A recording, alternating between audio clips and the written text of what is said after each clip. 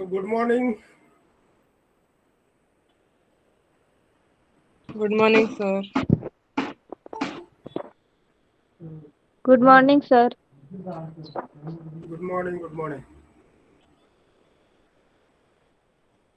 So in the last period, we have discussed the syllabus of the accountancy and financial management semester second, and under this, total four models or topics are prescribed by the University of Mumbai for the second semester. So today we are going to start the first topic, that is accounting from incomplete records. So you may write in your notebook the heading of the topic, accounting from incomplete record. Accounting from incomplete record, and into bracket, single entry system. Single entry system.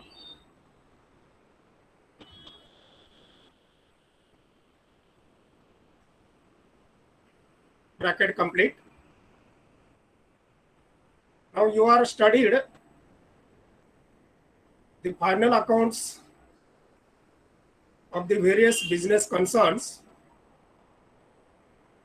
from the 11th, 12th standard, and in the last semester, final accounts of the proprietary concern which may engage in the manufacturing activity. So any type of business can prepare the final accounts or the financial statements at the end of the year. The financial statements are includes trading account, profit and loss account, profit and loss appropriation account, and the balance sheet. But in the case of manufacturing concern, we are separately preparing the manufacturing account, which we have studied in the last semester. So in the accounting of single entry system, now single means recording is made only at one place. One recording is made, that is known as single entry. Now we are learning from the 11th standard that when there is a debit, there is always credit. So from the journal entry, we learned that if any one account is debited, ultimately the another account is credited. So when the transaction is recorded in the books of accounts, in the accountancy, the various stages we are completed. Number one is we may have the transaction, whether it is a purchase of plant and machinery, sale of goods, or many other salaries paid, expenditures paid, whatever may be. So when the transaction we are knowing, then we are making the journal entry. So from first it is a transaction, then we can generalize it, journal entry is made. Then after the journal entry, ledger posting is made.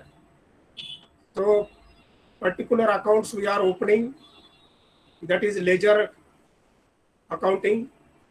Then ledger can be again converted into trial balance, and trial balance is having particulars, then debit rupees and credit rupees, and accordingly when the trial balance is prepared, trial balance is given, On the basis of that, we are preparing the final accounts, that is trading account, profit and loss account, profit and loss appropriation account, and the balance sheet. So all these have three steps or stages from the transaction, then journal entry, then ledger posting, then trial balance, and then preparation of the final accounts.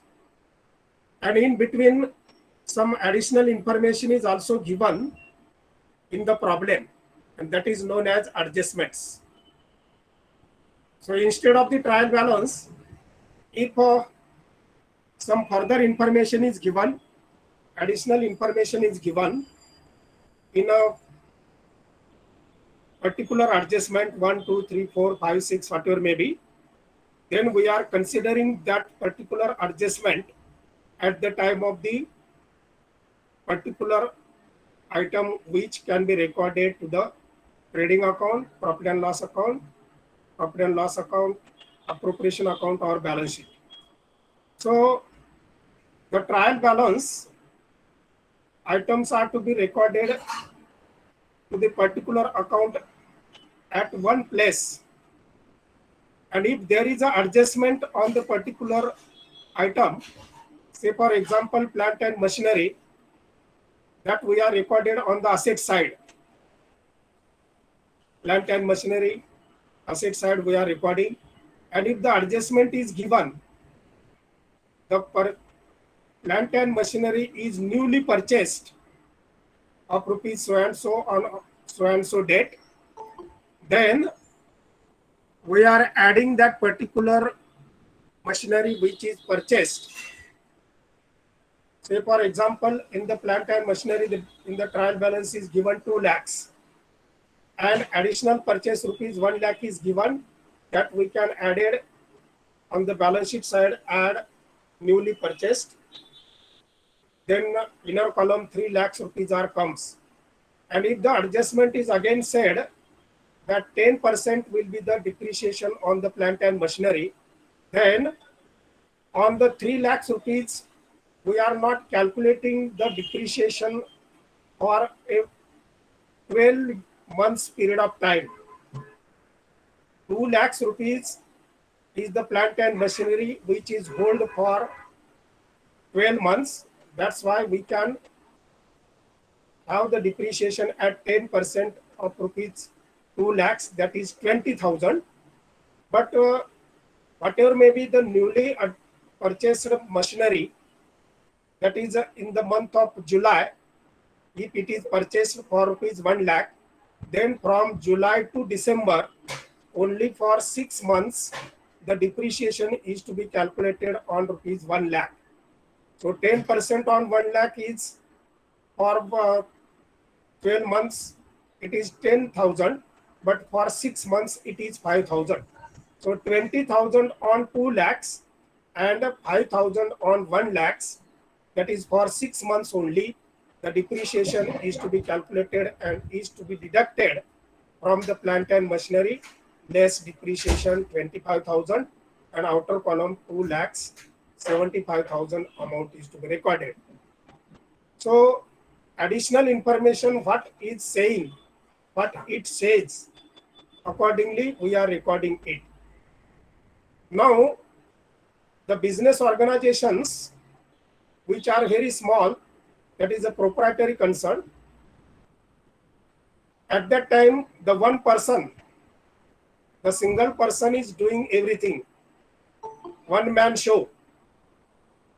There are no any other assistant, then servants or other persons which are to be appointed by him, because a single man when operate the business, proprietary concern or sole trader, he is not to be in a position to appoint all the other peoples for his assistance, because the turnover is very less.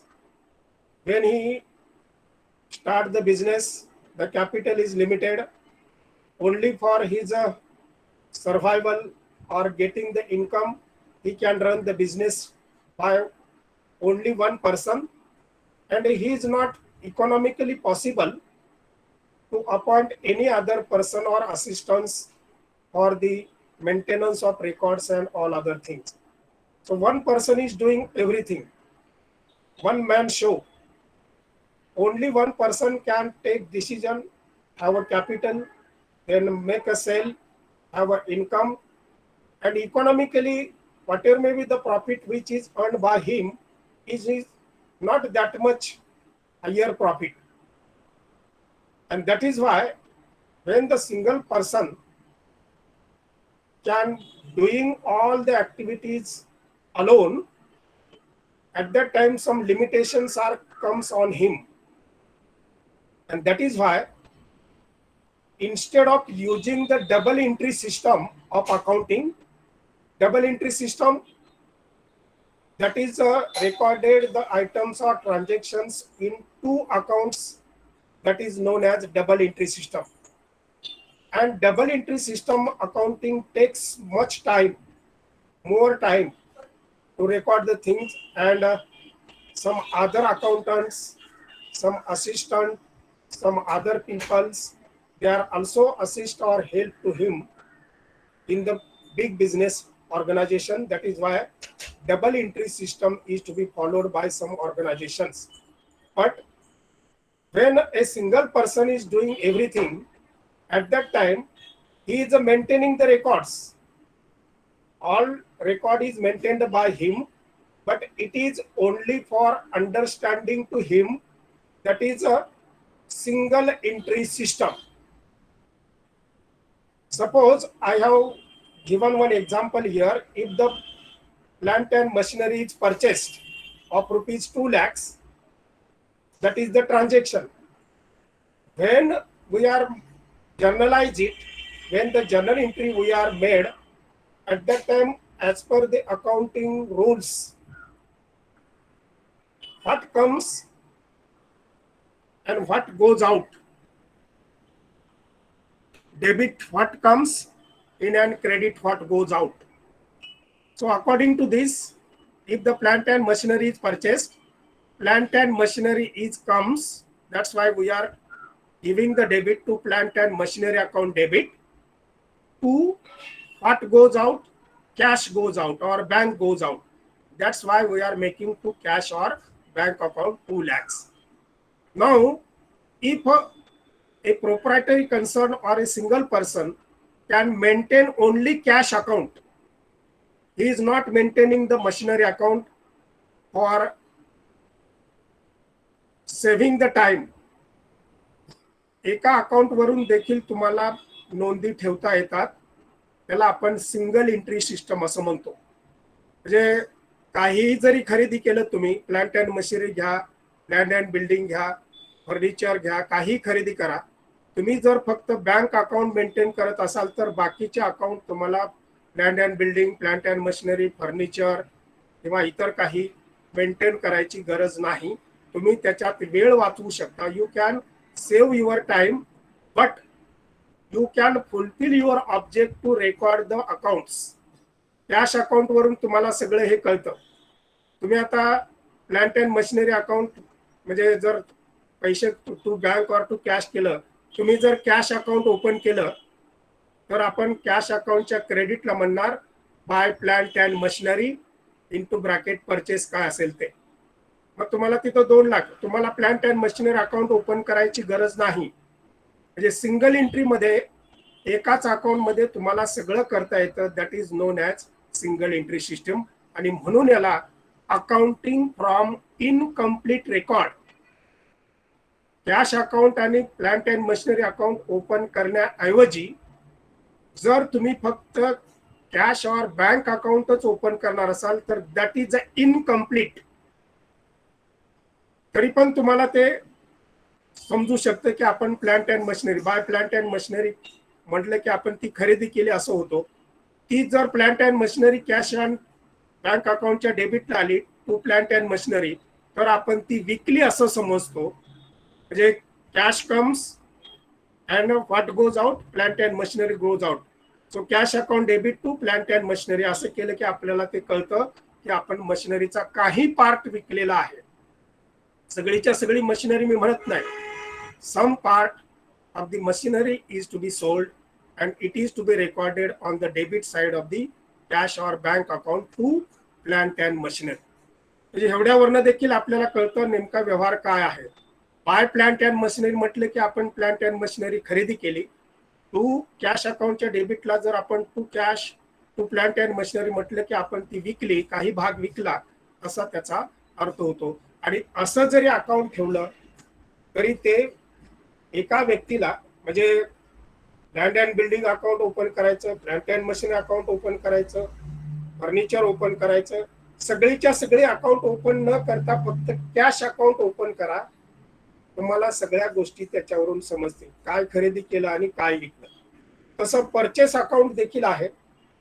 Purchase account जर तुम्ही open केलं तर तुम्ही काय purchase केलं हे त्याच्यामध्ये तुम्हाला दिसेल. आणि सेल्स अकाउंट ओपन केलं तर तुम्हाला सेल्स अकाउंट तिथं सगळं दाखवेल. क्रेडिट सेल्स किती, कॅश सेल्स किती, या सगळ्या गोष्टी that are to be known from the only preparation of some limited number of accounts. सगळीच्या सगळे अकाउंट ओपन करायची गरज नाही.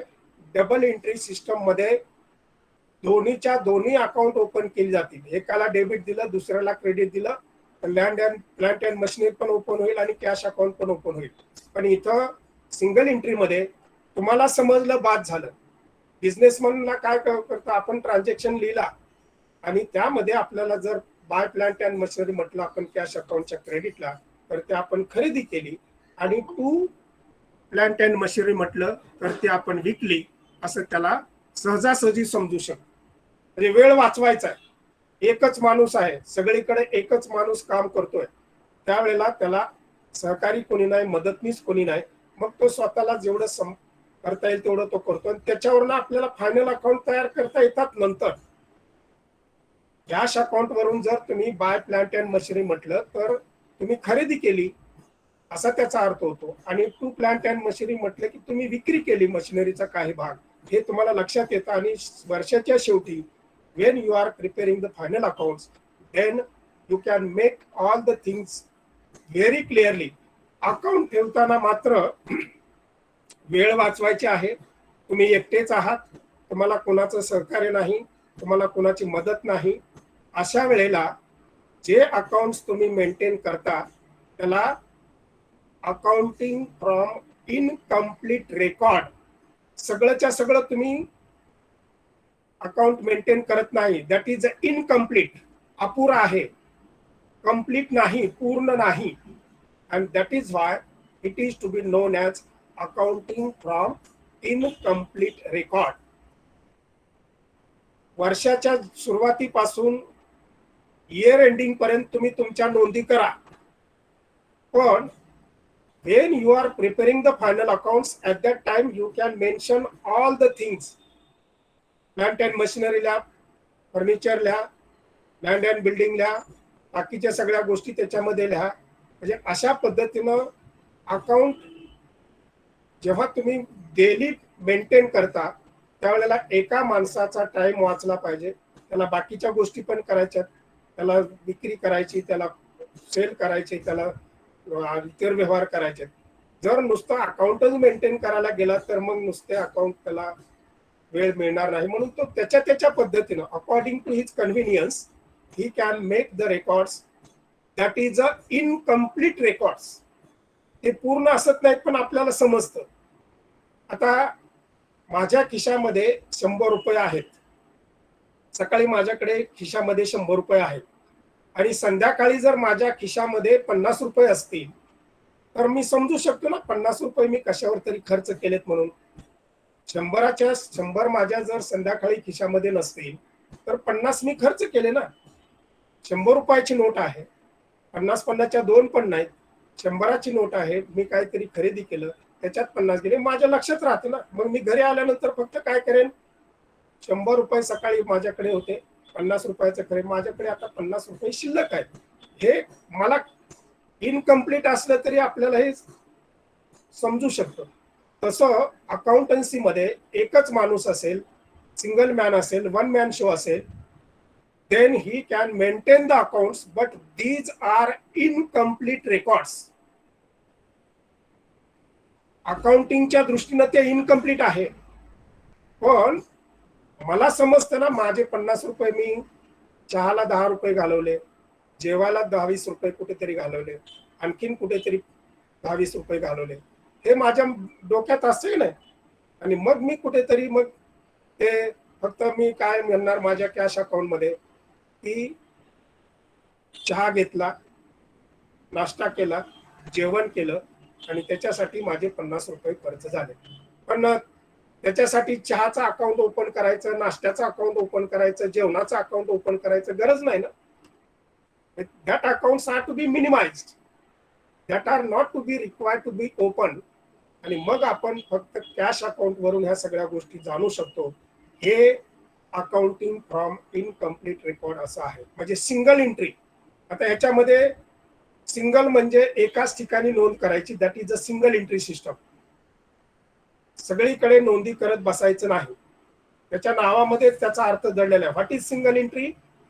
Wien the accounting is maintained और recorded in one place, that is a single entry. आणि single entry system ही फार पूर्वीच्या काळापासून, जुन्या जेव्हा माणूस या भूतलावर आला आणि कुठेतरी त्याला लिहायला वाचायला शिकला, तेव्हा तो फार कमी वेळेमध्ये कमी ह्याच्यामध्ये नोंदी करत होता.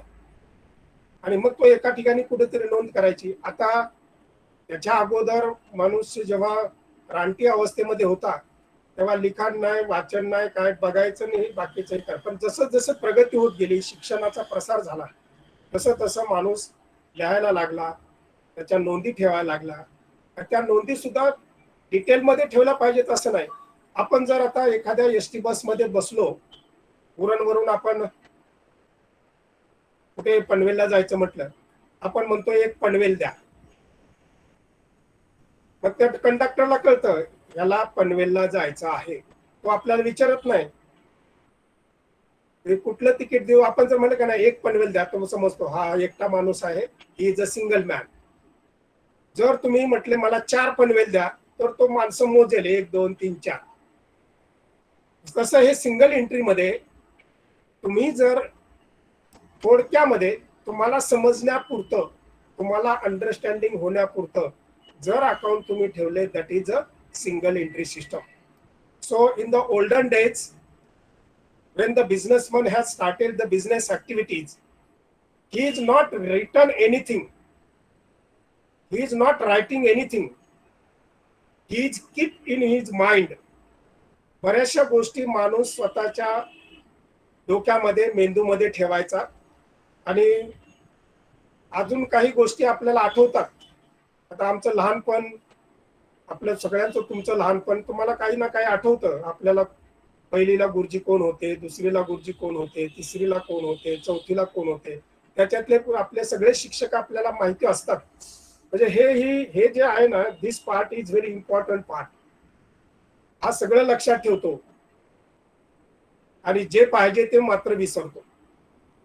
आपण अभ्यास करताना सगळ्या गोष्टी लक्षात राहतील अशा बघतो. आता आपल्याला पहिलीला कोण शिक्षक होते, दुसरीला चौथीला कोण शिक्षक होते, आपण कुठल्या कविता म्हटलो, कुठले पाढे आपण पाठ केले, हे आता सुद्धा आपण त्या ट्युनिंग मध्ये म्हणू शकतो. एकदा शिकलेला माणूस विसरत नाही लहानपणामध्ये. मोठ्या मध्ये मात्र गेल्या सेमिस्टरला काय शिकवलं ना आता ते जर विचारलं तर आपल्याला सांगता येत नाही. माणूस जसा मोठा होतो तसा माणूस सुज्ञ होतो असं म्हणतात, पण तसं नाही होत. लहानपणीच्या सगळ्या गोष्टी आठवतात. पहिलं जे असतं ते सगळं आठवतं. म्हणजे मी पोहायला शिकलो, मी गाडी चालवायला शिकलो, मी सायकल चालवायला शिकलो, मी चालायला शिकलो, मी बोलायला शिकलो. म्हणजे हे सगळं आपण आठवतो. आता तुम्ही काय काय केलं ते तुम्हाला माहिती असेल, तुम्हाला पण ते आठवत असेल. पहिलं माणूस कुठलंच काय विसरू शकत नाही. तर ह्या गोष्टी म्हणजे सिंगल मध्ये आपल्या सगळं लक्षात असतं. मला सांगायचं एवढंच की अकाउंटन्सीमध्ये one man show if he is running the business, then he is not maintaining all the books of accounts. काही ठराविक अकाउंट, पर्सनल अकाउंट तुम्ही ओपन करा. कॅश अकाउंट ठेवा, सेल्स अकाउंट ठेवा, परचेस अकाउंट ठेवा आणि बाकीच्या इतर काही मिसलिनियस अकाउंट्स, किरकोळ स्वरूपाची की फार त्याच्यात एकच असेल की सगळीकडे त्याच्यामध्ये नोंदी करत राहायचं. कॅश असेल तर कॅश पेड, कॅश कम हे तुम्हाला नोंदवता येईल. परचेस असतील तर काय परचेस केलं, कुणाकडून केलं, उधारीवर केलं की रोखीवर केलं. सेल्स असतील तर कोणाला विकले, उधारीवर विकले की रोखीने विकले, त्याच्यामध्ये डिस्काउंट दिला का, डिस्काउंट मिळाला का, पेमेंट कसं केलं. All the things are to be made or recorded in the purchase book, sales book, cash book आणि मिसलिनियस अकाउंट्स, किरकोळ स्वरूपाचं एक अकाउंट ठेवायचे. इतर नोंदणीसाठीचं सगळं किरकोळ किरकोळ तिकडे सगळं जाऊ द्यायचं. पेन खरेदी केला जाऊ दे, खोड रबर खरेदी केला तिकडेच जाऊ दे. म्हणजे all the things are to be recorded in minimum number of books of accounts, that is known as incomplete record. Now when the businessman is recording some transactions incompletely, that is known as single entry system. आता single entry system आणि double entry system. Now double entry system is come into existence in the year 1494. लिहून घ्या हे.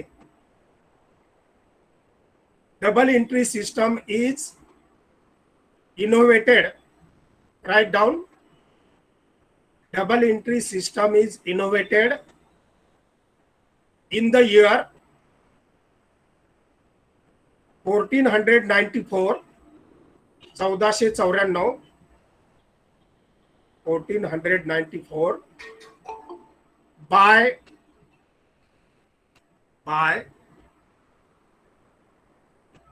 गेल्या semester मध्ये मी थोडस तुमचं orientation घेतलेलं होतं, ब्रिज कोर्स घेतलेला होता. कोणाला आठवतंय का? डबल एंट्री सिस्टम कुणी शोधून काढली? बाय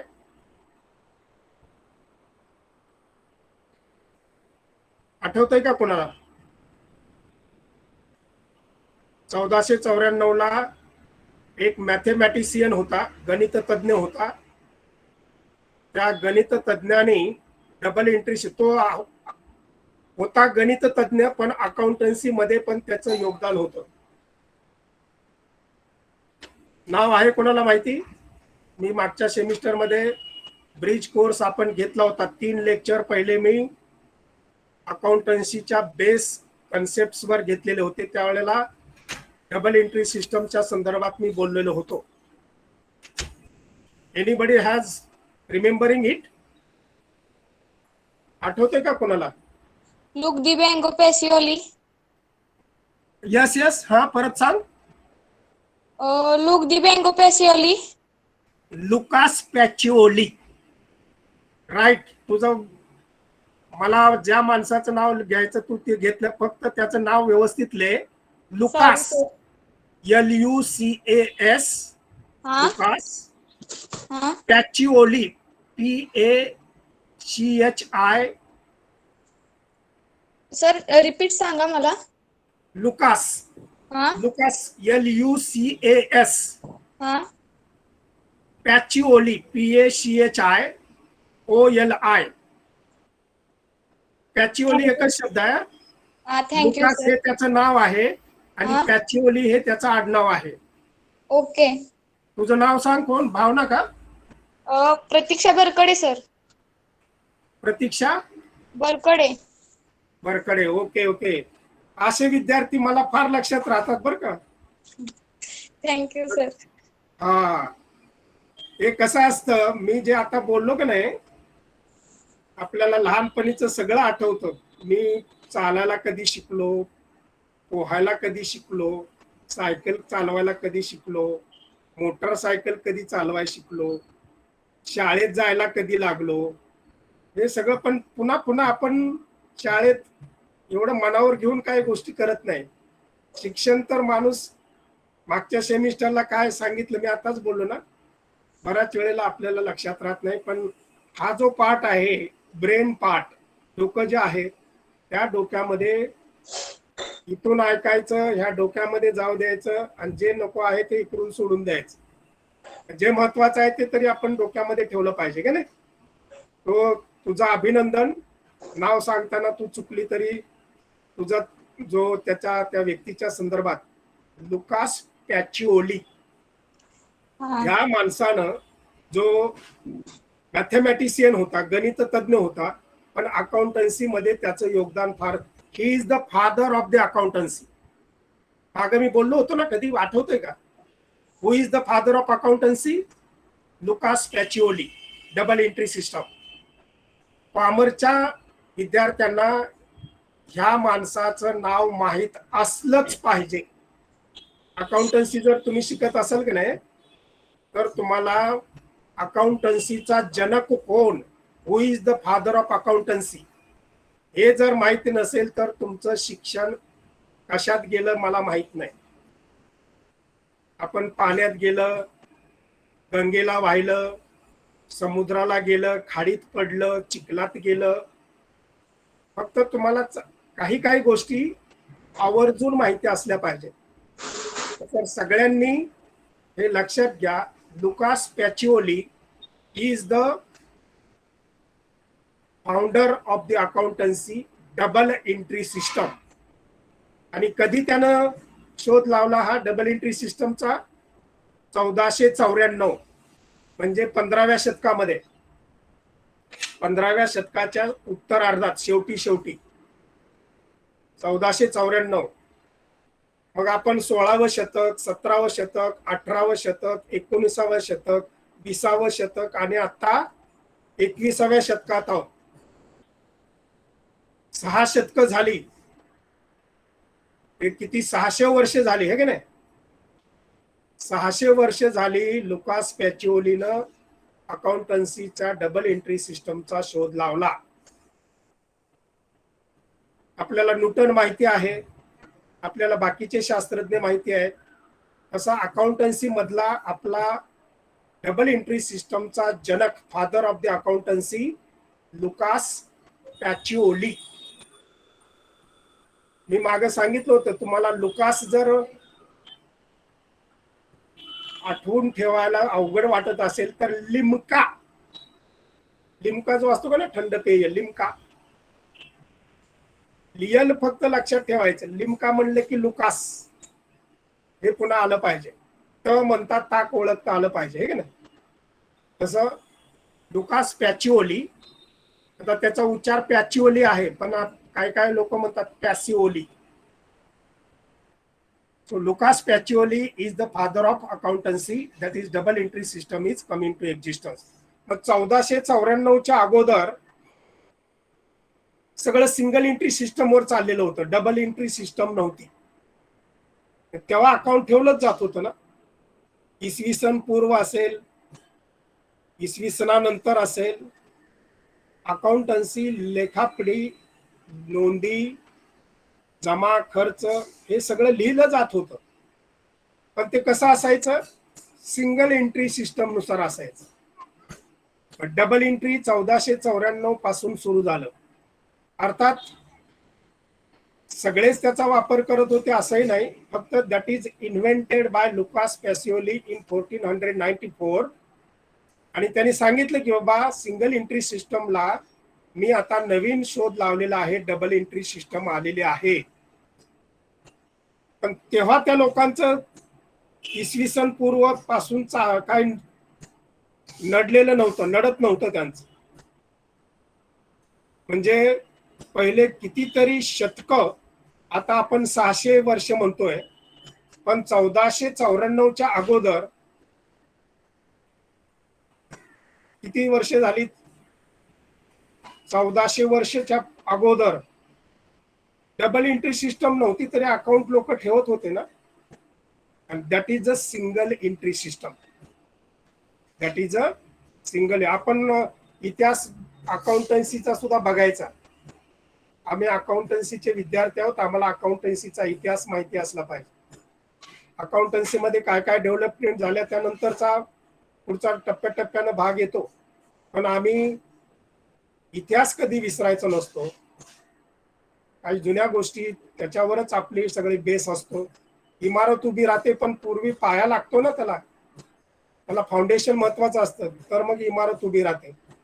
नाहीतर फाउंडेशन जर डळमळीत असेल, आपल्याला माहिती नसेल, तर मग इमारत एवढी भक्कम काय उभी राहत नाही, ती कधी घोसळे म्हणजे कधी पडेल हे काय सांगता येत नाही, घोसळे कधी सांगता येत नाही, अशा ह्या गोष्टी असतात. So single entry system before 1494 the single entry system was in existence and that is the accounting from incomplete record. तेवढ्यावरनं सुद्धा trading account, profit and loss account, profit and loss appropriation account आणि balance sheet तयार करता येत होतं आणि ते व्यवस्थित ठेवले जायचे.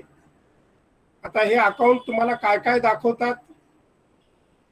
मॅन्युफॅक्चरिंग अकाउंट गेल्या सेमिस्टरमध्ये प्रश्न तुम्हाला विचारला होता. द मॅन्युफॅक्चरिंग अकाउंट शोज काय दाखवतं मॅन्युफॅक्चरिंग अकाउंट? शेवट कशात व्हायचा मॅन्युफॅक्चरिंग अकाउंटचा? डेबिटची टोटल आपण केली, क्रेडिटला जी रक्कम असायची ती कमी असलेल्या रकमेला आपण काय म्हणायचो?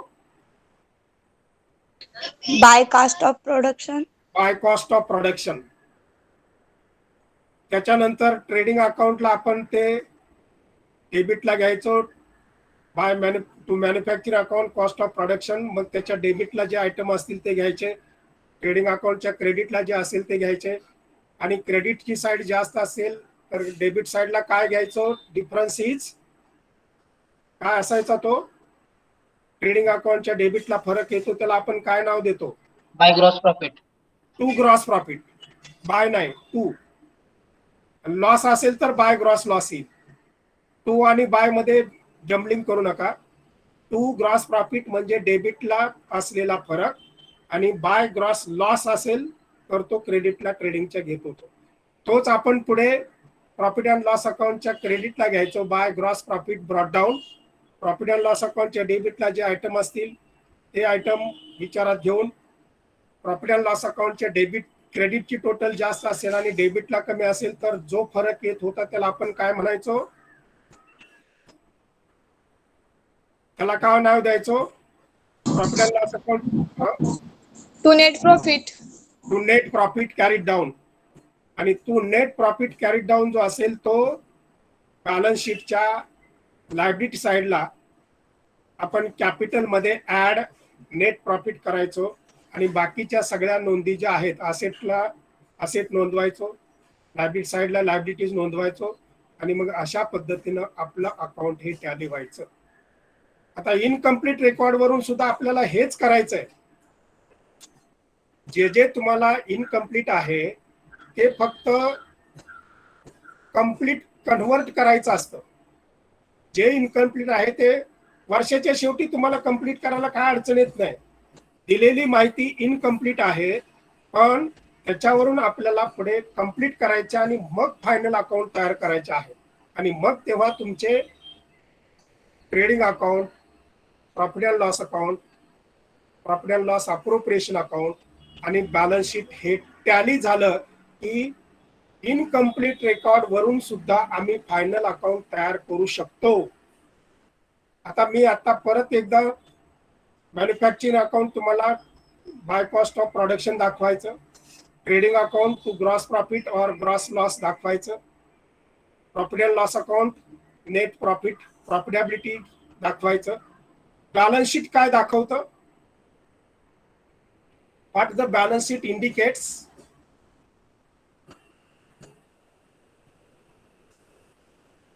कुणाला सांगते? Financial position of the year. Yes. The balance sheet shows the financial position of the company or the business. अशी उत्तरं दिल्यावर मला किती बरं वाटते, नाचायला वाटते मला. तर असे हे टू वे कम्युनिकेशन आपलं झालं पाहिजे आणि हेच ऑब्जेक्टिव्ह आहेत. तुम्ही जे कधी कधी म्हणता का नाही सर आम्हाला ऑब्जेक्टिव्ह द्या, दीज आर द ऑब्जेक्टिव्ह. एकदा का अकाउंट तुम्ही व्यवस्थितपणे शिकायला लागला त्याच्या खोलात जावा. मॅन्युफॅक्चरिंग अकाउंटच्या डेबिटला आपण टू रॉ मटेरियल घेतो, टू WIP घेतो आणि टू फिनिश्ड गुड्स मात्र आपण घेत नाही. कारण फिनिश्ड गुड्स हे मॅन्युफॅक्चरिंगच्या नंतरची प्रोसेस आहे म्हणून ते आपण ट्रेडिंग अकाउंटच्या डेबिटला घेतो. हे बेसिक आपण लक्षात घ्या.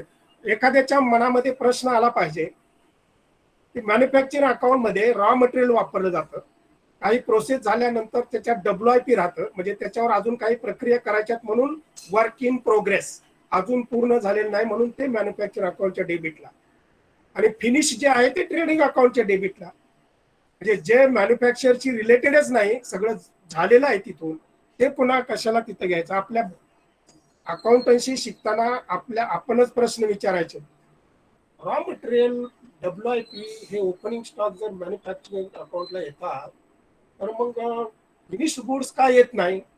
कारण फिनिश गुडचा आणि मॅन्युफॅक्चरिंगचा काय संबंध आहे? एकदा ते बाहेर पडले तिथं मॅन्युफॅक्चरिंग मधून, मग ते कुठं येणार? ट्रेडिंग अकाउंटच्या डेबिटला येणार. मग क्लोजिंग स्टॉक सुद्धा तसाच आहे. Closing stock of raw material आणि क्लोजिंग स्टॉक ऑफ WIP हा मॅन्युफॅक्चरिंग अकाउंटलाच येईल, आणि जो साधा closing stock of finish goods आहे तो ट्रेडिंग अकाउंटच्या क्रेडिटला येईल. हे जे बेसिक आहे ना, हे आपण निरीक्षण करून त्याच्या माग हे इथंच का,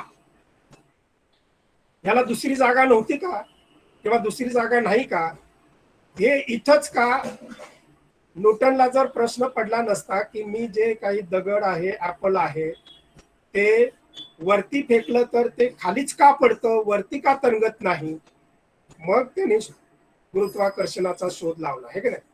तसं आपल्याला सुद्धा अकाउंटन्सी मध्ये वाटलं पाहिजे की मॅन्युफॅक्चरिंग अकाउंटच्या डेबिटला रॉ मटेरियल आणि WIP का, फिनिश्ड गुड्स का नाही, स्वतःच प्रश्न विचारायचे. मग आपण उत्तर द्यायचं की रॉ मटेरियल आणि WIP हे मॅन्युफॅक्चरिंगच्या संदर्भात असतात. एकदा उत्पादन झालं की पुन्हा मॅन्युफॅक्चरिंगच्या घरात जायचं काय कारण आहे? आम्हाला फायनल प्रॉडक्ट मिळाले, मग मॅन्युफॅक्चरिंग मध्ये का नोंदवायचं? म्हणजे ह्याला बेसिक नॉलेज म्हणायचं. नाहीतर सरांनी सांगितलं आम्हाला ट्रेडिंग अकाउंटच्या डेबिटला टू फिनिश गुड घ्यायचे, तर त्याचं मागचं रिझन काय आहे की मॅन्युफॅक्चरिंगची त्याचा काय संबंध नाही, म्हणून आपण ट्रेडिंगच्या डेबिट साईडला to opening stock of finish goods घेतो आणि क्रेडिट साईडला by closing stock of finish goods घेतो. आता बाकीचे ट्रेडिंग अकाउंटच्या डेबिटला आणि क्रेडिटला जे आपण आयटम घेतो ते तिथंच का घेतो?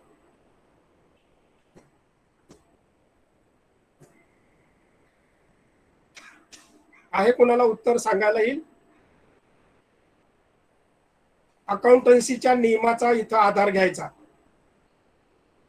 अकाउंटन्सीचा नियम काय आहे? नॉमिनल अकाउंटचा नियम काय आहे? What is the rule of nominal account?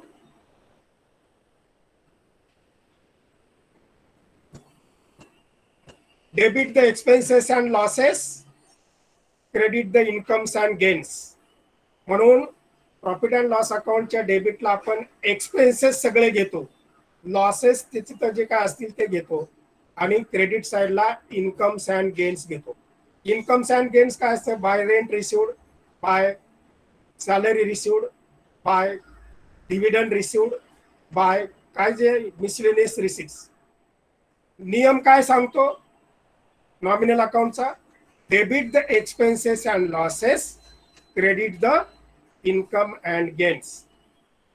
कुणीही विचारू द्या तुम्हाला, प्रॉफिट अँड लॉस अकाउंटच्या डेबिटला आणि क्रेडिटला जे आयटम घेतले जातात ते तिथंच का घेतले जातात? इकडचं तिकडं आणि तिकडचं इकडं का केलं जात नाही? त्याला सरळ उत्तर सांगायचं, the rule of nominal account is debit the expenses and losses, credit the income and gains. डाव्या हाताला एक्सपेन्सेस अँड लॉसेस, उजव्या हाताला इन्कम्स अँड गेन्स. हे तुम्ही सांगितलं ना, पोटचा बोलायचा थांबतो लगेच. नको बाबा, हा लय शहाणा आहे म्हणतात, त्याच्यावर नादी लागायला नको. आणि तुम्ही जर म्हणलं का नाही आम्हाला सरांनी सांगितले टू सॅलरी डेबिटला घ्यायचं, टू रेंट डेबिटला घ्यायचं, टू ऍडव्हर्टाइजमेंट डेबिटला घ्यायचं. अरे पण हे काय आहेत? हे सगळे खर्च आहेत. अकाउंटन्सीचा नियम काय सांगतो? Debit the expenses and losses. आता लॉसेस म्हणजे तुमचा जर समजा गुड्स डिस्ट्रॉयड बाय फायर असेल, गुड्स डिस्ट्रॉयड बाय फायर, ते आपण ट्रेडिंग अकाउंटच्या क्रेडिटला घेतो. त्याच्यानंतर इन्शुरन्स कंपनीने तुम्हाला क्लेम दिला तर बॅलन्स शीटच्या असेट साइडला इन्शुरन्स क्लेम, आणि ह्या दोघांमधला जो फरक असतो तो loss by fire, loss by theft, profit and loss अकाउंटच्या डेबिटला आपण घेतो. हे असं अकाउंट शिकायचं असतं बाळांनो. अकाउंट शिकायचं तर हे इथंच का, डेबिटलाच का, तर these are the expenses and losses. अकाउंटन्सीचा आमचा नॉमिनल अकाउंटचा नियम सांगतो, debit the expenses and losses, credit the incomes and gains. नाहीतर आतापर्यंत आमच्या काही विद्यार्थ्यांना कळत नाही, बाबा सॅलरी आपण डेबिटलाच का घेतली. आतापर्यंत घेतली आम्ही तशीच, म्हातारपणापर्यंत तेच आम्ही घेणार. त्याला नियम आहे. नियम लगेच सांगितलं की पुढच्याचं तोंड बंद होतं का नाही. आपण नियमावर बोट ठेवलं की पुढचा माणूस काय तुम्हाला विचारतो का. आपण जर समजा डाव्या बाजूने चालत असू आणि आपल्याला कोणीतरी येऊन डॅश मारला तर आपण म्हणतो त्याची चूक आहे, मी डाव्या बाजूने चालत होतो, त्याच रॉंग आहे. मग तुम्हाला तुमच्या बाजूने लोक लगेच बोलतात का नाही सगळे. ज्याची चूक आहे त्याला धो धुतला जातो, है की नाही. यू आर द राईट, तुमचं बरोबर आहे, पण त्याला बेस असलं पाहिजे. मी काय करतोय, डाव्या बाजूने चाललेलो आहे. वाहतुकीचा नियम काय सांगतो, डाव्या बाजूने चला, आणि रस्ता क्रॉस करताना दोन्ही बाजूकडे बघा. नाहीतर तुम्ही एकाच बाजूला बघितलं, दुसरा ठोकून गेला, आपला पाय मोडला, हात मोडला, आणि पुन्हा त्यालाच हाणायचं. आपली चूक मान्यच करायची नाही. That is the things in the accountancy also. तर हे डबल एंट्री आणि सिंगल एंट्री याच्यामध्ये थोडस, सिंगल एंट्री म्हणजे एका ठिकाणी नोंद करायची. In which accounting the recording is made only at one place or one entry is made, that is single entry. And when the account are maintained and the recording is made at two places, that is a double entry. आपण cycle चालवताना single जातो, कधी कधी double जातो. ते कोणाला तरी आपण बसवतो त्याला डबल म्हणायचं, सिंगल गेला म्हणजे मी एकटाच होतो. म्हणजे हे व्यवहारातली सुद्धा उदाहरणं घ्यायची. Then we can single and double. Double म्हणजे दोन ठिकाणी नोंदी होतात, सिंगल म्हणजे एका ठिकाणी नोंदी होतात. But that is a incomplete record. सिंगलचं जे आहे ते इनकम्प्लीट आहे, पण ते आपल्याला नंतर वर्षाच्या शेवटी डबल एंट्रीमध्ये कन्वर्ट करता येतं, कन्वर्ट करायचं असतं, आणि मग त्याच्यावरून आपल्याला फायनल अकाउंट्स हे तयार करता येतात. म्हणजे आता तुमच्या लक्षात आलं असेल, अकाउंटिंग फ्रॉम इनकम्प्लीट रेकॉर्ड म्हणजे जो माणूस एकटाच व्यवसाय करतो त्याला सगळ्या गोष्टी कराव्या लागतात.